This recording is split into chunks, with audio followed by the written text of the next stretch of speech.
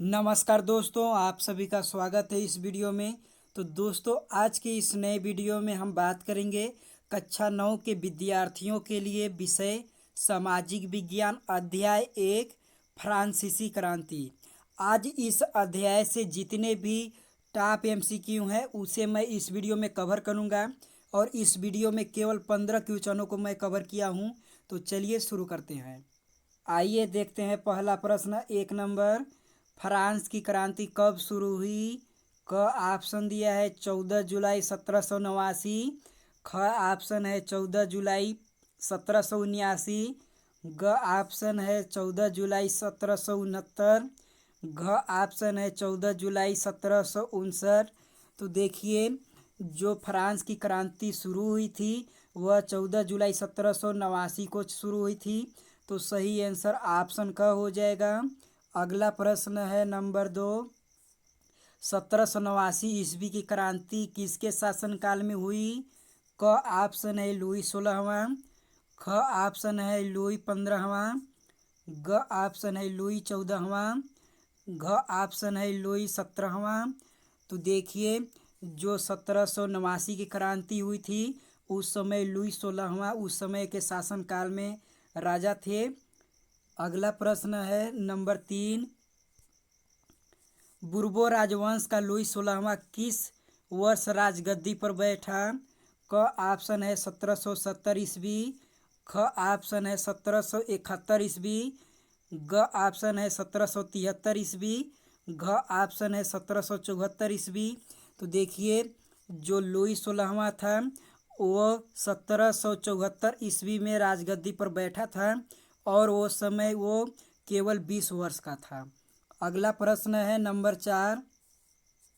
Louis 16वां को देशद्रोह के आरोप में किस वर्ष फांसी दी गई? क ऑप्शन है 1790 ईस्वी। ख ऑप्शन दिया है 1791 ईस्वी। ग ऑप्शन है 1793 ईस्वी। घ ऑप्शन है 1893 ईस्वी। तो देखेंगे, जो लुई 16वां था वो देशद्रोह के आरोप में उन्हें 1793 ईस्वी में फांसी दे दी गई थी। तो सही आंसर बिल्कुल ऑप्शन ग हो जाएगा। अगला प्रश्न है नंबर 5। टाउन हॉल के सामने कितने लोग जमा हुए थे जिन्होंने जन सेवा गठन करने का निर्णय लिया? क ऑप्शन दिया है 5000। ख ऑप्शन दिया है 7000। ग ऑप्शन दिया है 10,000 और घ ऑप्शन उपयुक्त में से कोई नहीं। तो देखिए, जो टाउन हॉल के सामने लोग जमा हुए थे जन सेवा गठन के लिए उनमें 7,000 लोग थे। तो बिल्कुल सही ऑप्शन नंबर ख हो जाएगा। अगला प्रश्न है नंबर 6। फ्रांस की मुद्रा का क्या नाम था जिसे 1794 में समाप्त कर दिया गया? क ऑप्शन है लिब्रे। ख ऑप्शन है मार्क। ग ऑप्शन है सेंट। घ ऑप्शन है पेनी। तो देखिए, जो फ्रांस का मुद्रा का नाम था जो कि 1794 में समाप्त कर दिया गया था उसका नाम था लिब्रे। तो बिल्कुल सही ऑप्शन क हो जाएगा। अगला प्रश्न है नंबर 7। फ्रांसीसी समाज में कितने स्टेट में बटा हुआ था? तो देखिए, जो फ्रांसीसी समाज था वो 3 वर्गों में बटा हुआ था। तो सही आंसर ऑप्शन नंबर ख हो जाएगा बिल्कुल। अगला प्रश्न है नंबर 8। फ्रांस में द्वितीय स्टेट के अमीर वर्ग को क्या कहा जाता है? क ऑप्शन दिया है पादरी वर्ग। ख ऑप्शन है कुलीन वर्ग। ग ऑप्शन है मध्य वर्ग। घ ऑप्शन है राजशाही। तो देखिए, फ्रांस में द्वितीय स्टेट के अमीर को कुलीन वर्ग कहा जाता था। तो सही आंसर ऑप्शन नंबर ख हो जाएगा। अगला प्रश्न है नंबर 9। किस श्रेणी के लोग कर अदा करते थे? क ऑप्शन दिया है प्रथम स्टेट। ख ऑप्शन है द्वितीय स्टेट। ग ऑप्शन है तृतीय स्टेट। घ ऑप्शन उपयुक्त में से कोई नहीं। तो देखिए दोस्तों, जो फ्रांस में कर अदा करते थे वो तृतीय स्टेट के लोग करते थे। तो सही आंसर ऑप्शन ग हो जाएगा बिल्कुल सही। अगला प्रश्न है नंबर 10। टाइद का अर्थ है क प्रत्यक्ष कर। ख अप्रत्यक्ष कर। ग धार्मिक कर। घ कृषि कर। तो देखिए टाइद का जो अर्थ होता है वो धार्मिक कर होता है, तो सही आंसर ऑप्शन ग हो जाएगा, बिल्कुल सही। अगला प्रश्न है 11 नंबर। टाइल क्या है?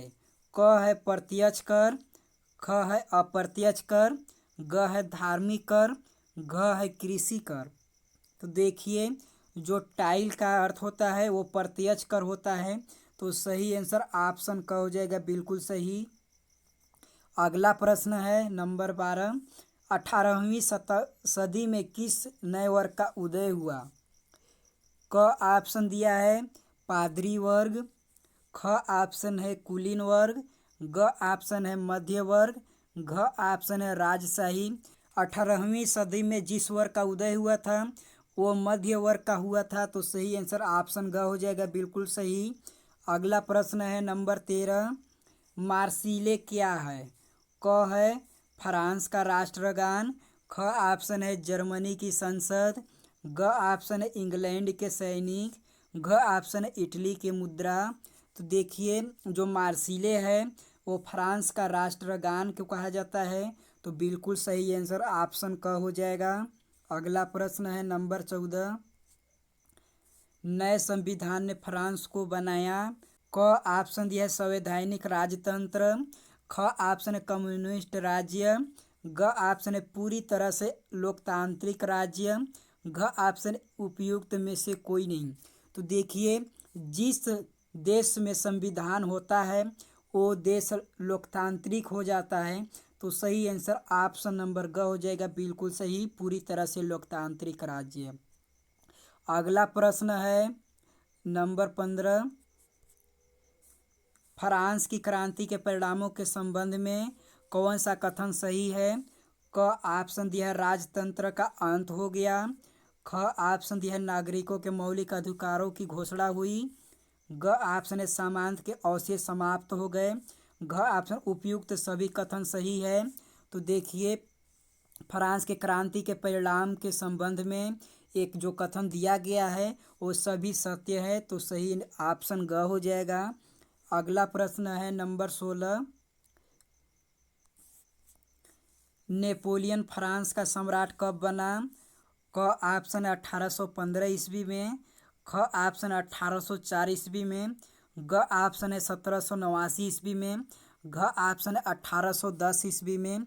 तो देखिए नेपोलियन फ्रांस का सम्राट बना था वो 1804 ईस्वी में बना था, तो बिल्कुल सही आंसर ऑप्शन ख हो जाएगा। अगला प्रश्न है 17 नंबर। वाटरलू में नेपोलियन की हार कब हुई? क ऑप्शन दिया है 1815 ईस्वी में, ख ऑप्शन 1804 ईस्वी में, ग ऑप्शन है 1789 ईस्वी में, घ ऑप्शन दिया है 1810 ईस्वी में। तो देखिए वाटरलू में नेपोलियन का जो हार हुआ था 1815 ईस्वी में हुआ था। तो दोस्तों ये मेरा लास्ट क्वेश्चन था। यदि ज़रा सा भी वीडियो पसंद आई हो तो लाइक सब्सक्राइब कर दीजिएगा। मिलते हैं अगले वीडियो में, धन्यवाद।